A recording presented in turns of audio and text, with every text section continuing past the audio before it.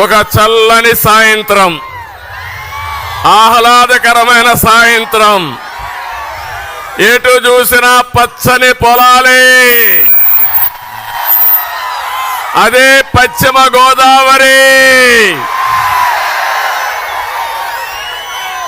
ఒక మహనీయుడి యొక్క దూరదృష్టి.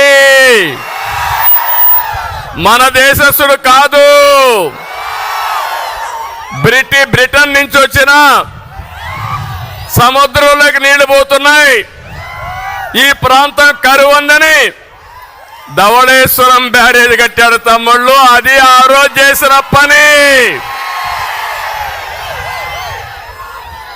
దానితో ఈరోజు మీరు ఒక్కసారి ఆలోచిస్తే దేశానికి అన్నపూర్ణగా పశ్చిమ గోదావరి జిల్లాలు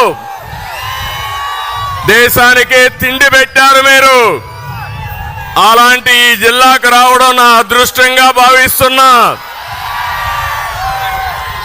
ఇంకో పక్క అల్లూరి సీతారామరాజు పుట్టిన జిల్లా. బ్రిటిష్ వాళ్ళ గుండెల్లో రైళ్లు పరిగెత్తించి ప్రాణత్యాగం చేసి మనకి స్వాతంత్రం రావడానికి దోహదం చేసిన వ్యక్తి. అలాంటి పుణ్యభూమి జిల్లా. ఇంకో పక్క ఇక్కడ మిమ్మల్ని చూస్తే మంచికి మారు పేరు పశ్చిమ గోదావరి జిల్లా.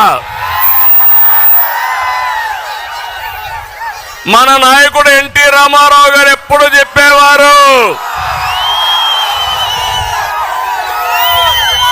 అతిథి మర్యాదకు పశ్చిమ గోదావరి జిల్లా మారు పేరని ఎప్పుడూ చెప్పేవాడు ఆయన.